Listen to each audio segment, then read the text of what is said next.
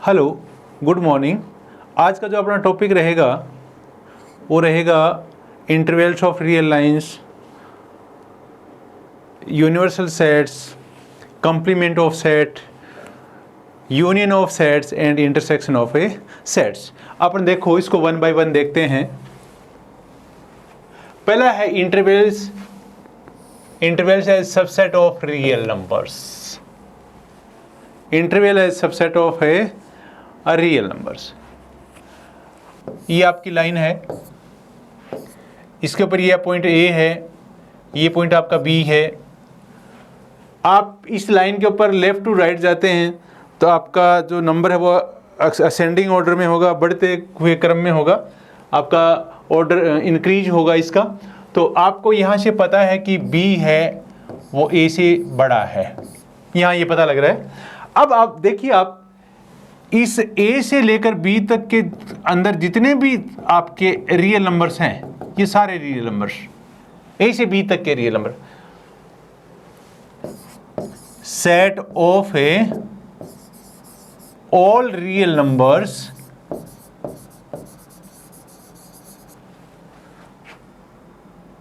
X, और x क्या है, ए टू बी, जिसमें ए बी दोनों इंक्लूड नहीं है। एक्स है वो ए से बड़ा है और बी से छोटा है, लेकिन एक्स ए के भी इक्वल नहीं है और बी के भी इक्वल नहीं है। तो इस इंटरवल को बोलेंगे इज ए ओपन इंटरवल।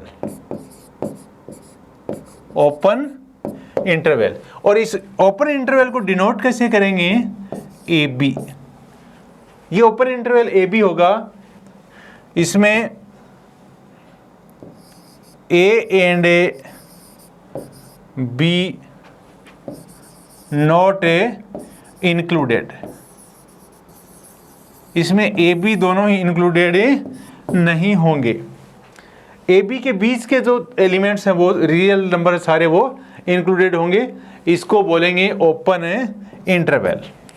इसको सेट फॉर्म में कैसे, सेट बिल्डर फॉर्म में कैसे लिखेंगे, A B is equal to x such that x belongs to R and x is greater than A and less than B. तो ये होगा आपका ओपन इंटरवल। और इस ओपन इंटरवल को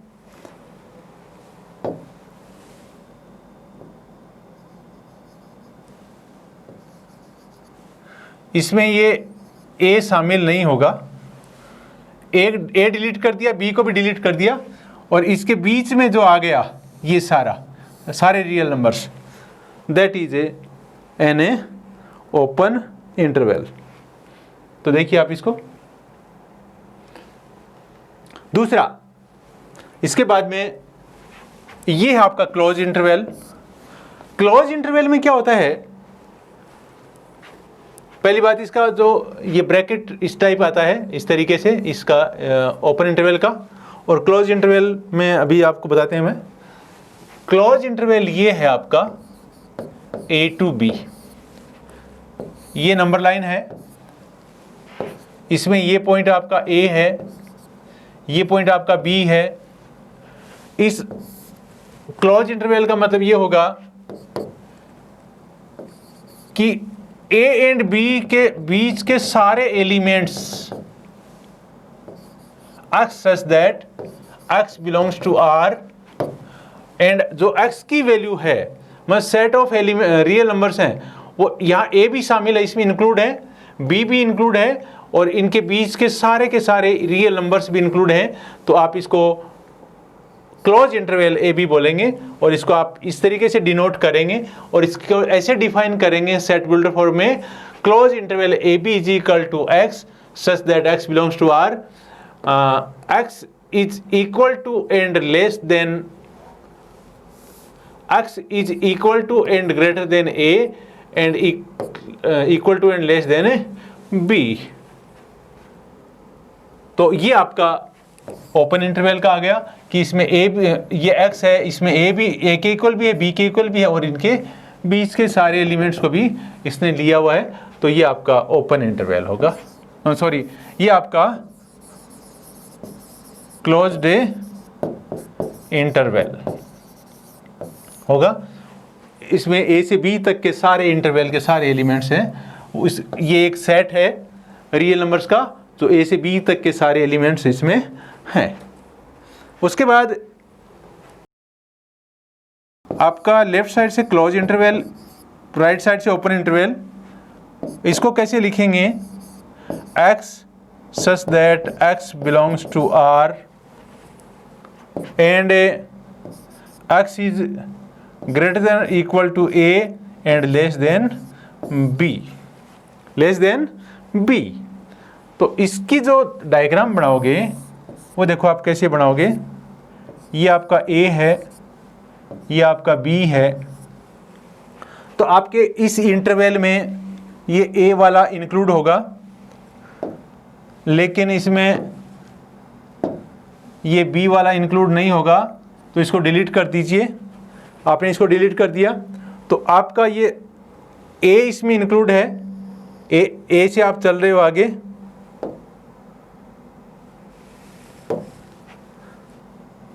ये आपका इसमें A इंक्लूड है और ये A के आगे के सारे एलिमेंट्स इंक्लूड हैं, इसमें शामिल है, लेकिन ये B तक है, B इसमें इंक्लूड नहीं है। इसका मतलब ये है कि B इंक्लूड इसमें नहीं है। तो ये आपका हाफ ओपन इंटरवल भी बोल सकते हैं और इसको हाफ क्लोज इंटरवल भी बोल सकते हैं। ऐसे ही आपका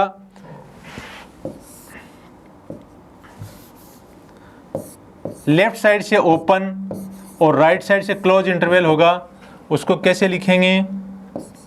x such that x belongs to R, x is greater than A and less than equal to B। यहाँ पे B इंक्लूड होगा इसमें सेट में, A इंक्लूड नहीं होगा, तो उसका डायग्राम कैसे बनाएंगे आप? ये A है, ये B है, तो आप यहाँ से देखो A इंक्लूड नहीं है, काट दीजिए, इसको डिलीट कर दीजिए। यहाँ पे A इंक्लूड नहीं है, तो A इस में इंक्लूड नहीं है, लेकिन B इंक्लूड है, तो इसलिए इसको आप इस तरीके से रिप्रेजेंट कर सकते हैं। तो आपके 4 इंटरवल्स हो गए। पहला हो गया ओपन इंटरवल बोथ साइड, दूसरा इंटरवल हो गया क्लोज इंटरवल, तीसरा हो गया क्लोज ओपन इंटरवल और ओपन क्लोज इंटरवल, तो इसको half close half open interval इसको बोलेंगे। और ये जो आपका इंटरवल है, इसके जो सारे एलिमेंट्स हैं आपके, इसके सारे एलिमेंट्स हैं, ये आपको क्या देंगे? इसके सारे एलिमेंट्स हैं आपको एक सेट देंगे। जैसे यहाँ से यहाँ तक के एलिमेंट्स का एक रियल नंबर्स का सेट हो गया, यहाँ से यहाँ तक के रियल नंबर्स का एक सेट हो गया। आगे चलिए, अब आता है पावर सेट। पावर सेट क्या है? देखो,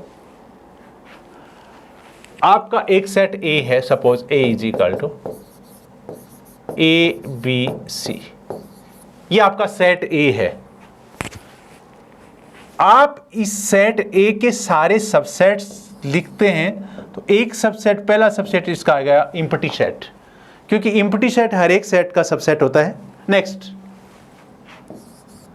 एक सेट ये, एक सेट ये, सिंगल एलिमेंट्स के सिंगलटन सेट,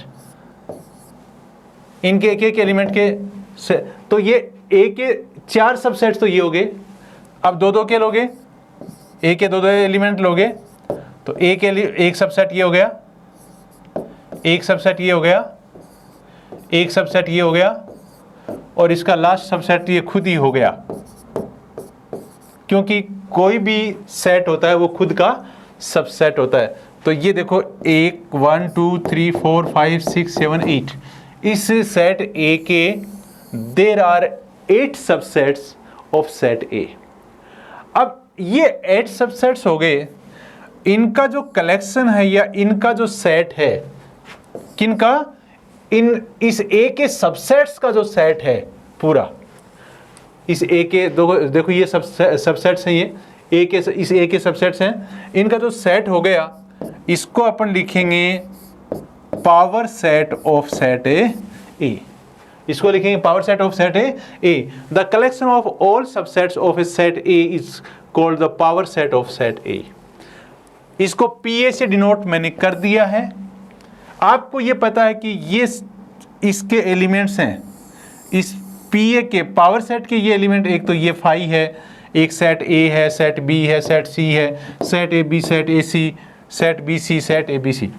तो इस पावर सेट के जो एलिमेंट्स हैं वो भी सेट होंगे। PA in PA every element is a set. देखो आपका ये भी सेट है, ये भी सेट है, ये भी सेट है, सबसेट तो हैं, लेकिन सबसेट है तो भी सेट तो हैं।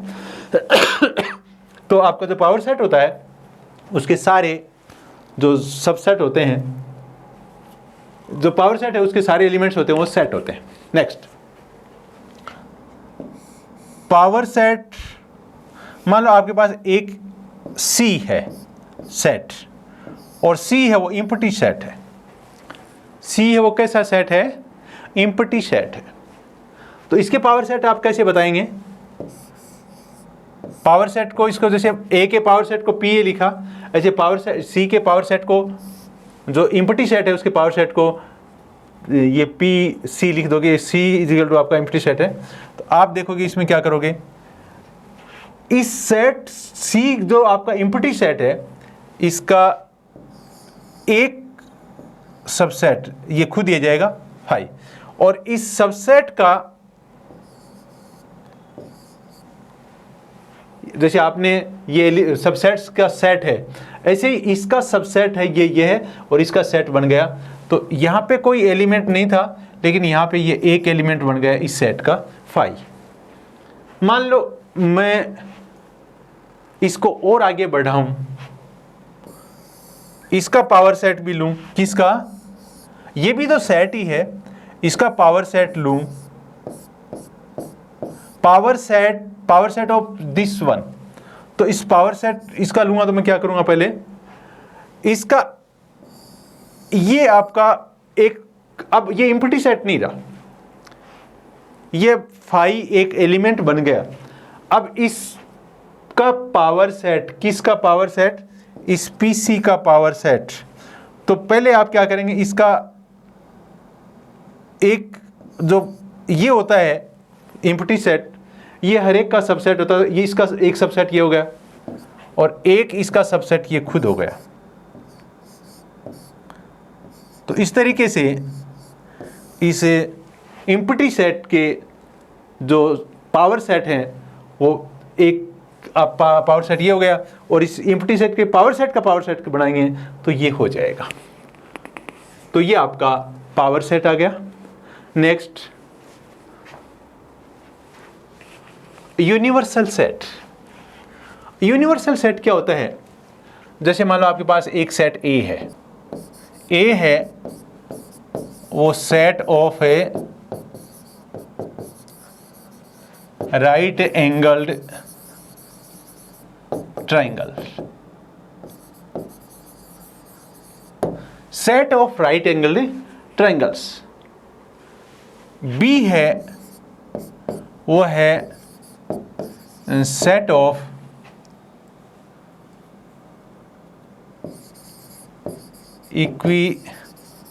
Equilateral triangles. आपके पास दो सेट हैं, इन सेट्स को आप काम में ले रहे हो, दो सेट्स हैं आपके पास में, आप तीसरा भी कोई ले सकते हो, कोई दिक्कत नहीं है, सेट कितने भी ले सकते हो, फाइनाइट से नंबर ऑफ सेट्स ले सकते हो। अब क्या है कि आपके अगर ये दोनों, आपको एक तीसरा सेट इस तरीके से सोचना होगा जिसके ये दोनों सबसेट हों। एक तीसरा सेट, बड़ा सेट सोचना होगा, उस सेट का ये भी, उस जो आप सोच रहे हो, जो जिस सेट के बारे में आप विचार कर रहे हो, उस सेट का ये भी सबसेट हो, और उस सेट का ये भी सबसेट हो। तो मैं set of right angle triangles in a plane कर दो, इन ए प्लेन। अब मैं एक सेट यू सोच रहा हूँ जिसको यूनिवर्सल सेट, इसका नाम यूनिवर्सल सेट कहूँगा। यूनिवर्सल सेट ऐसा होगा जिन सेट्स के बारे में आप स्टडी कर रहे हो उन सेट्स का सुपर सेट होगा। मतलब सुपर सेट का मतलब उनमें ये जो सेट होंगे वो उसके सबसेट्स होंगे। जो अंडर कंसिडरेशन सेट ए और सेट बी हैं, ये दोनों इस सेट यूनिवर्सल सेट के सबसेट्स होंगे। तो मैं यहाँ लिख दूँ set of a all triangles in a plane. तो देखो क्या हुआ है यहाँ पे, ये set of all triangles in a plane, तो इस सारे ट्राइंगल्स आ गए। अब आपका सेट ए है, इसमें सिर्फ राइट एंगल ट्राइंगल है, तो आपको पता है कि सेट ए है वो इसका सबसेट है, क्योंकि इसमें सारे ट्राइंगल है, इसमें राइट एंगल ट्राइंगल भी हैं, यू वाले में राइट एंगल ट्राइंगल भी हैं, और सारे टाइप्स के सारे टाइप्स के ट्राइंगल हैं। ऐसे ही इसमें ये आपका सेट बी होगा, ये भी इसका सबसेट्स होगा, किसका, यू का। तो ये आपका यू है, इसको यूनिवर्सल सेट बोलेंगे। यूनिवर्सल सेट में क्या होता है, जो भी सेट आप स्टडी कर, जिनके बारे में आप स्टडी कर रहे होते हैं, उन सेट्स, वो सेट्स होते हैं जिनकी आप स्टडी कर रहे होते हैं, वो सेट्स हैं, वो यूनिवर्सल सेट के हमेशा सबसेट होते हैं। A universal set is the set of all elements under consideration. Universal set की डेफिनेशन आप ऐसे भी दे सकते हो, a non empty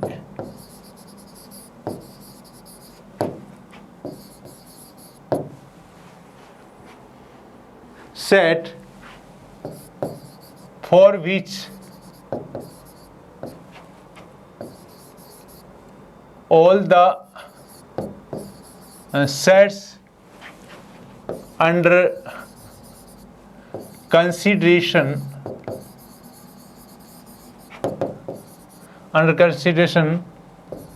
are subsets, are a subsets, subsets.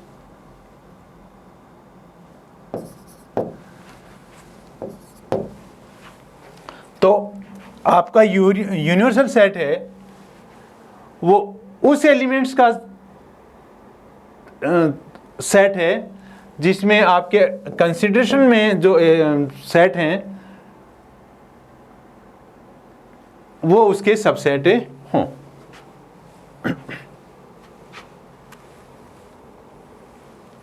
आप एक एग्जांपल ले लीजिए इसका। मान लो आपका a is equal to 1 2 3 4 5, b is equal to 2 5 7 8। तो आपका यह सेट A है, ये सेट B है, तो यूनिवर्सल सेट आप ऐसे ले सकते हो 1 2 3 4 5 6 7 8। देखो अब आपका ये सेट है, ये इसका सबसेट हो गया। आपको जरूरी नहीं कि ये फिक्स है यूनिवर्सल सेट, कोई बच्चा 1 2 3 4 5 6 7 8 9 10 तक भी ले सकता है, कोई इधर 0 भी इंक्लूड कर सकता है, उससे कोई फर्क नहीं पड़ेगा। यूनिवर्सल सेट का मतलब ये हो गया कि इस सेट, जो यूनिवर्सल सेट मान रहे हो, जो सेट आप काम में लोगे ए बी, वो इसके सबसेट होने चाहिए। ठीक है, आगे बढ़िए।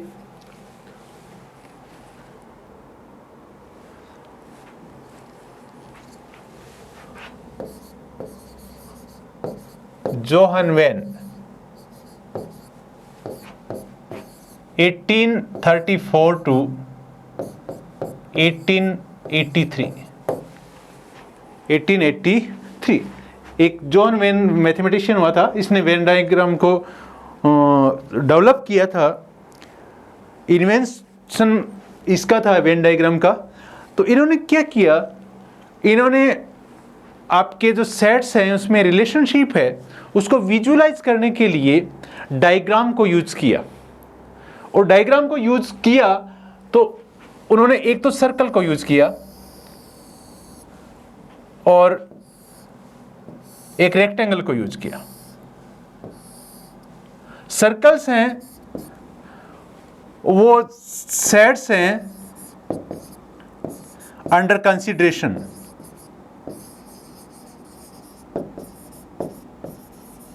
अंडर कंसीडरेशन, और जो आपका रेक्टेंगल है वो है यूनिवर्सल सेट।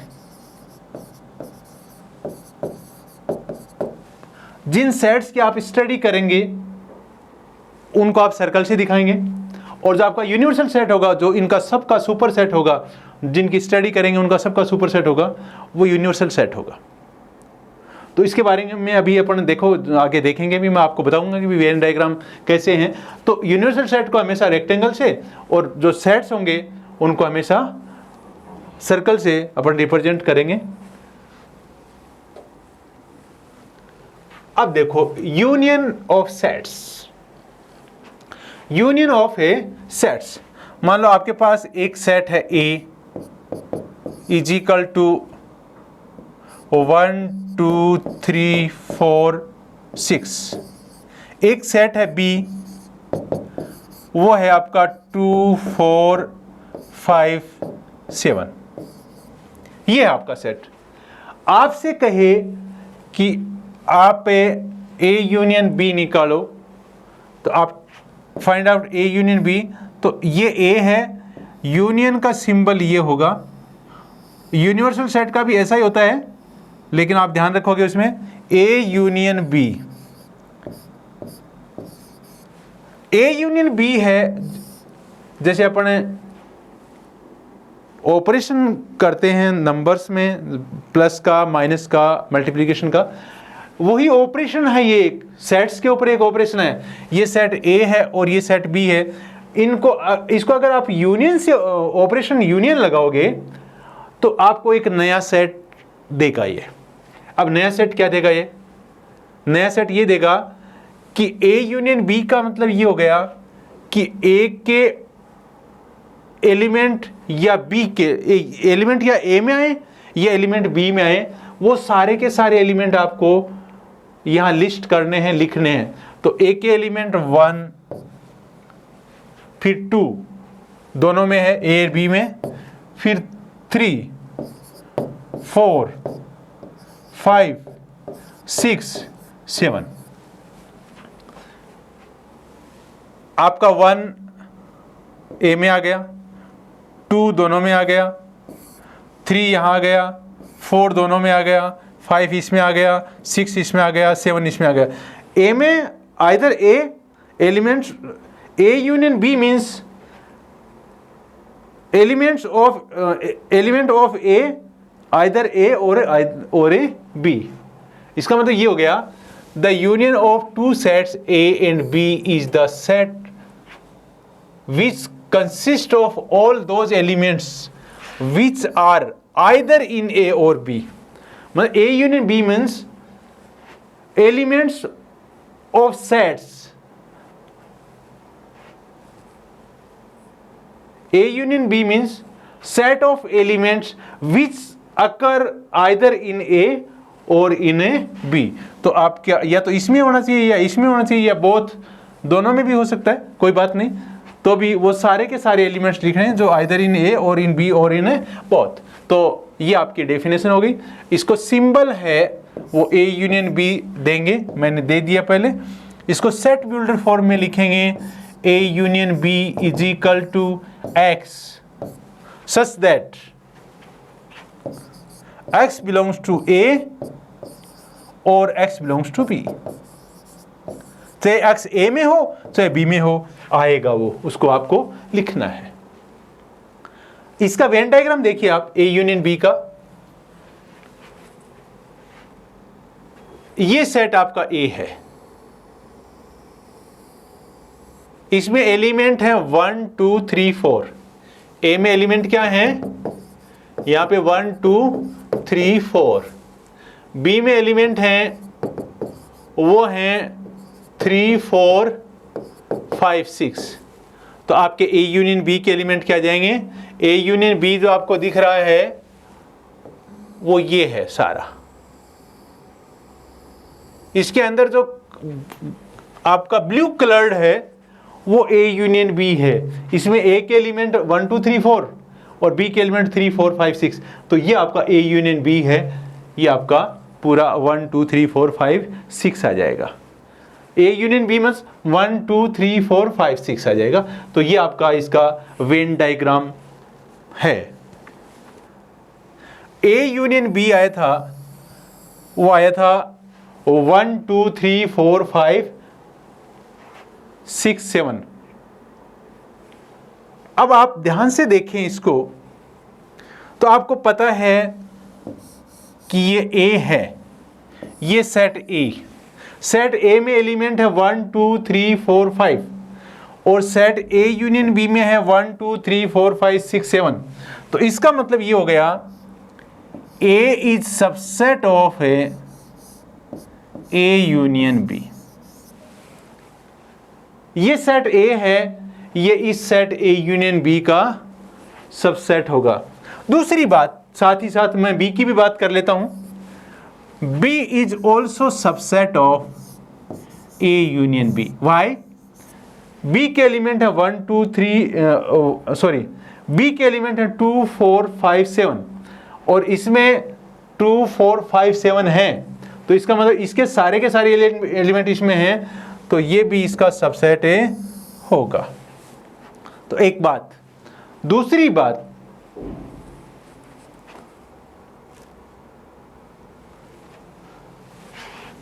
आपका U इज इक्वल टू मान लो 1 2 3 4 5 6 7 8 9 10 है। मैं दूसरा सेट ले रहा हूं। आपका सेट A है, वो है 1 3 5 7 9। आपका सेट B है, वो है 2 4 6 8 10। ये तो आप यहां से देखेंगे कि A यूनियन यूनिवर्सल सेट, ये यूनिवर्सल सेट है। ये क्या है? यूनिवर्सल सेट है। जो यूनिवर्सल सेट है और ये आपके दो सेट हैं जो इसके सबसेट है, A और B है, वो यूनिवर्सल सेट के सबसेट है। तो ये इस A और B का यूनिवर्सल सेट हो गया आपका। A यूनियन यूनिवर्सल सेट आएगा। मैं इसका और इसका यूनिवर्सल यूनियन करूंगा। मैं यूनिवर्सल सेट पर U का यूनियन करूंगा तो देखो क्या आएगा। इसका इसका करूंगा तो क्या आ जाएगा? 1 2 3 4 5 6 7 8 9 10। कहने का मतलब वापिस यूनिवर्सल सेट आ जाएगा। किसी भी सेट का और उसके यूनिवर्सल का आप यूनियन करते हैं तो यूनियन आ जाएगा, यूनिवर्सल सेट आ जाएगा। और अगर आप A का और एम्प्टी सेट का यूनियन करें, एम्प्टी सेट में जिसमें कुछ भी नहीं है, तो क्या आएगा? देखो आपकी जो यूनियन की डेफिनेशन ये है कि या तो एलिमेंट ए का होना चाहिए, ए यूनियन बी का जो डेफिनेशन वो ज्ञात आइदर इन सेट ए और इन सेट बी, दोनों में से किसी में भी हो तो आप उसको ए यूनियन बी का एलिमेंट होगा। तो ए यूनियन फाई का जो आएगा वो आपका रिजल्ट आएगा वो ए आएगा। तो ये आपका यही खत्म होता है। आगे चलिए अब बात करेंगे इंटरसेक्शन की। इंटरसेक्शन की बात करेंगे। इंटरसेक्शन क्या है? Intersection of sets.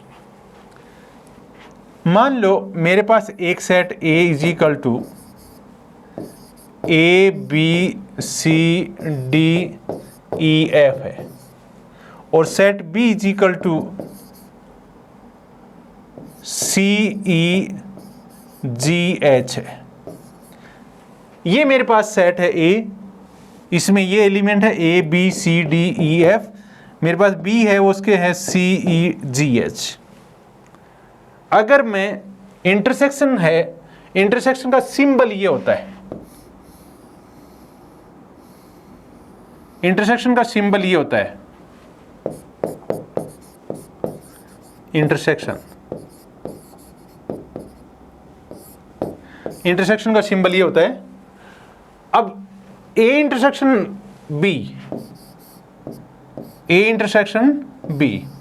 इस ए इंटरसेक्शन बी का मतलब ये होता है कि जो एलिमेंट यहां आएंगे, A intersection B means set of those elements which are in A and in B, मतलब दोनों में होने चाहिए, ए में भी होनी चाहिए और बी में भी होनी चाहिए। तो ये देखो सेट ए में ए है, इसमें बी में नहीं है, बी है वो ए में है, बी में नहीं है, सी है वो दोनों में है। तो इंटरसेक्शन में पहला जो एलिमेंट आएगा वो सी आएगा, क्योंकि सी है वो बोथ ए एंड बी में है। फिर डी भी नहीं आएगा क्योंकि डी इसमें बी में नहीं है। फिर ई आएगा क्योंकि ई दोनों में है। तो ये आपका सी एंड ई है, ये दो एलिमेंट होंगे इसमें ए इंटरसेक्शन बी में। अगर आपका वेन डायग्राम देखें इसको, तो ये आपका सेट ए है।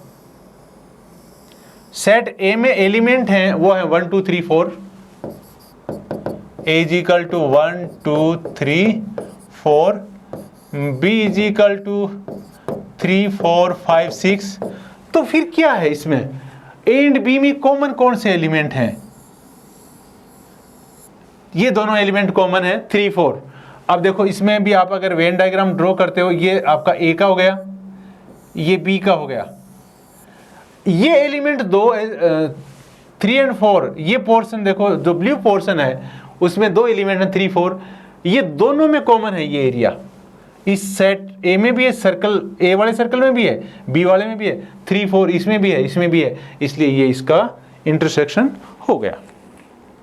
अब इंटरसेक्शन में भी क्या होता है देखो, आप यहां ध्यान दें इसको,